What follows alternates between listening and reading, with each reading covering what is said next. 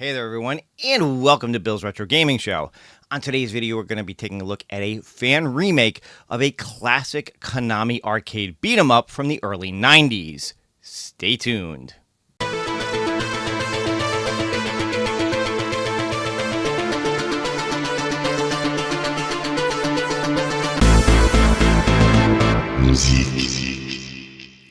Alright everyone, as always, thank you so much for tuning in and checking out today's video. If this happens to be your first time on the channel, be sure to hit that subscription button.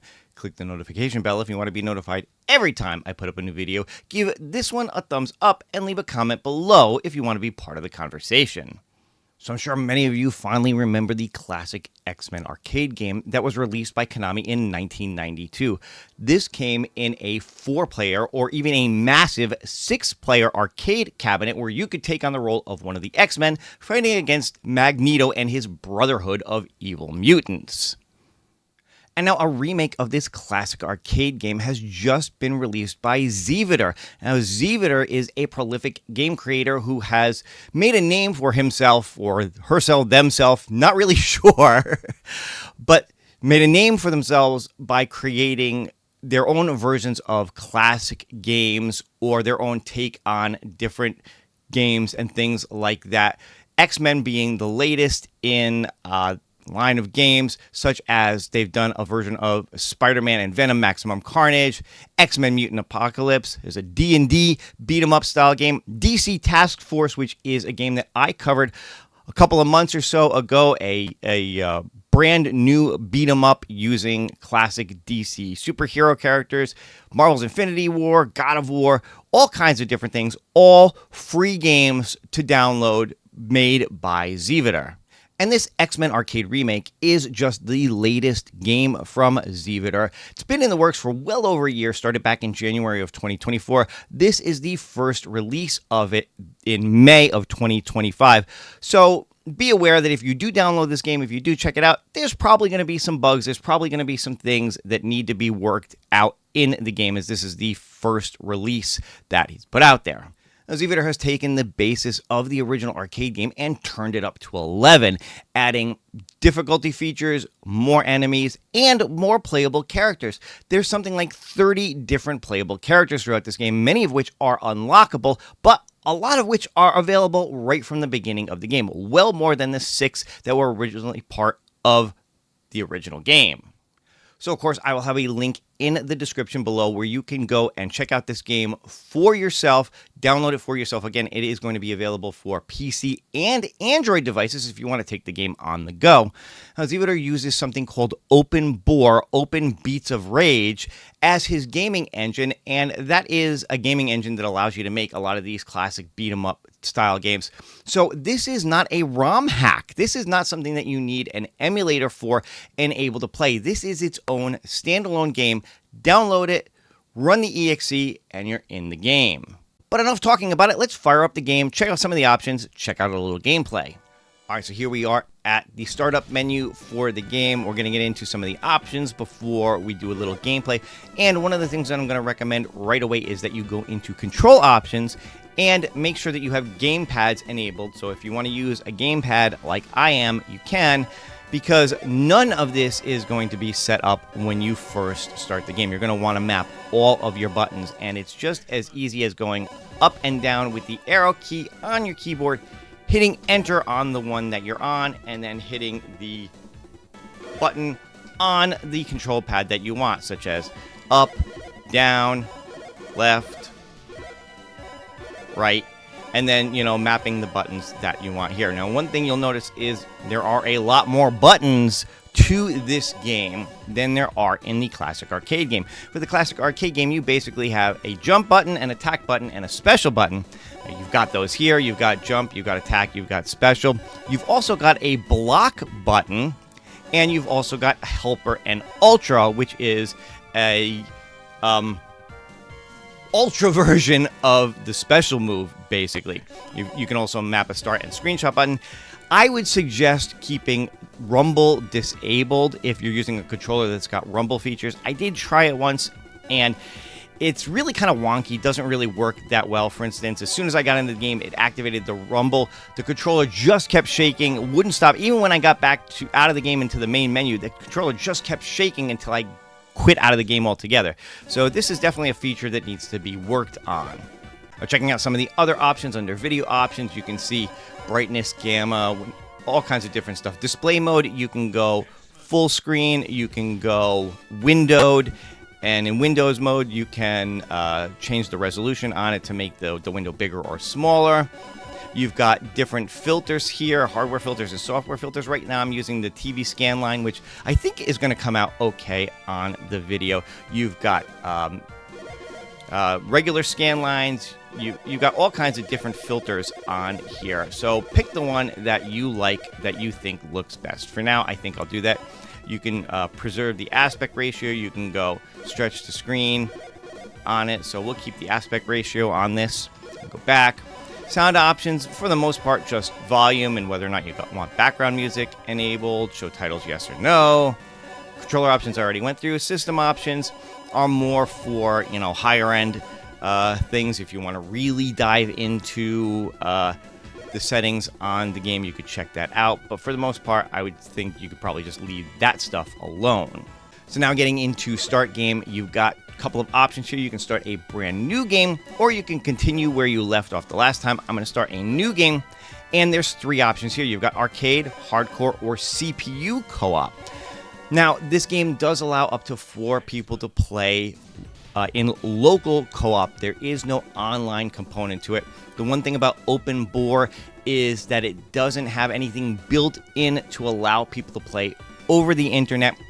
People have found ways to do it with Open Bore games. A lot more technical than I want to get into here. So if you're tech savvy with that kind of stuff and you want to figure out how to play a game like this online with your friends, you probably could, but just know that there's nothing built directly into the game to let you do that. Arcade is going to play, basically similar to the original arcade game. Hardcore is going to bump up the difficulty on it, and CPU co-op allows you to play with up to 3 other CPU-controlled characters, just like you were playing a local co-op one. It's actually a lot of fun. I'm going to do that for this demonstration just to show you guys how that works. Now, one thing to keep in mind is when you're playing CPU co-op, if one of your CPU characters loses their life in the game, they're out until you get to the end of the level. So they will not spawn back into the game until you get to the next level. So something to keep in mind, you might want to play strategically to keep your friends alive, to keep your CPU friends alive so you can all get through to the end of the level. Now, getting into the character selection, I'm going to show you all the characters that are available right from the start. Like I said, there are others that are going to be unlockable as you play. But for now, I want to show you who's available, and you can see not only can you go back and forth as you pick your characters, but if you go up and down on your control pad, you can also do palette swaps. So each one has multiple colors, multiple outfits for their characters. Of course, you've got the classic ones that were part of the original arcade game: Cyclops, Wolverine, Storm, Dazzler, Nightcrawler, Colossus. And then we get into some new characters like Shadowcat, Kitty Pryde, Beast, Jean Grey, Iceman, Angel, Gambit, Rogue, Psylocke, Jubilee, Magic, one of my favorites, X-23, Deadpool, another fan favorite, and Cable. So let's go with Deadpool to play through this version, and we'll see who my CPU playable companions are going to be. And of course, the game starts out with the classic intro to the arcade game, just like everybody is familiar with. Let this play out for a few seconds because I just think it looks so cool. So much fun. Go and save the city.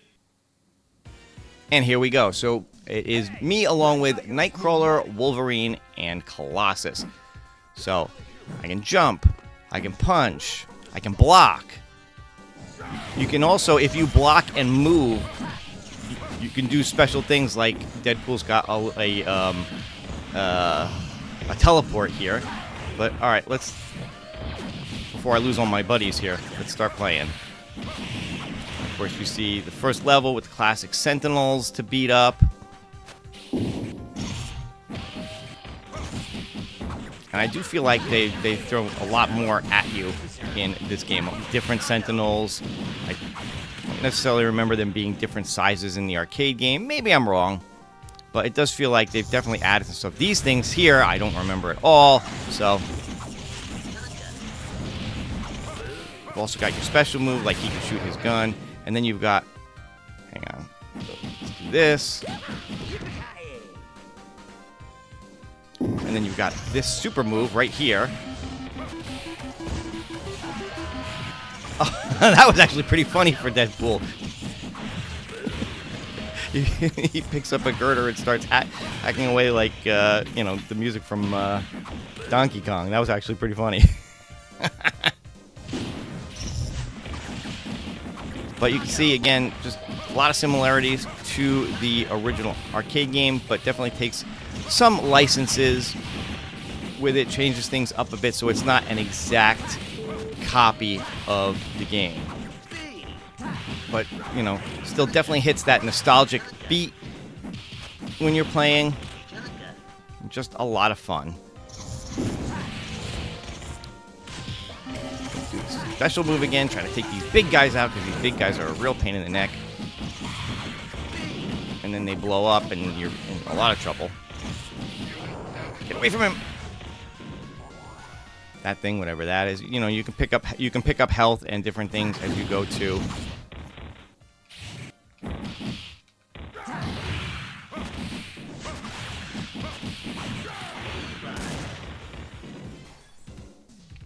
So far, I still got all my guys with me.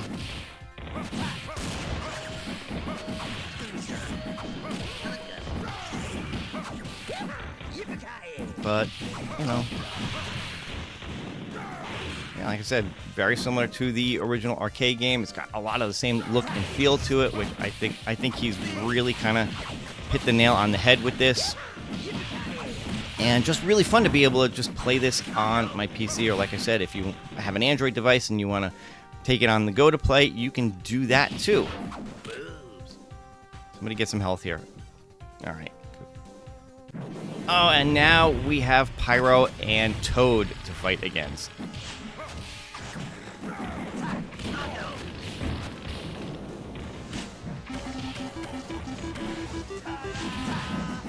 Oh. Watch out for that fire. Oh, see, and I've already lost Colossus, so he's not going to come back until we beat this level, which this is the end of the level anyway. Let's get through these guys. Come on.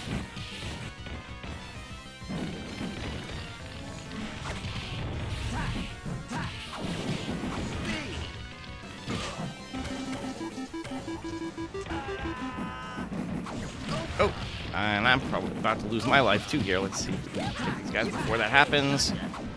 Nope. And there we go. We beat him. And it's just me and Nightcrawler left. But we beat him.